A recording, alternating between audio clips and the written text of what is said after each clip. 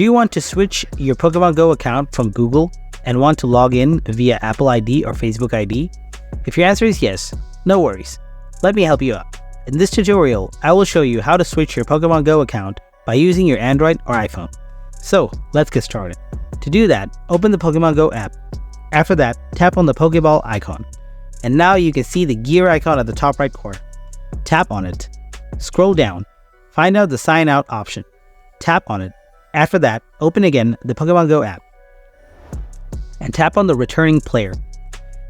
And log in with Facebook or Apple ID. So this is the way you can switch your Pokemon Go account from Google to Apple ID or Facebook. Hope you found this video helpful. If you did, then drop a like and don't forget to subscribe to our channel. And if you have anything to ask, then please ask me in the comment section below.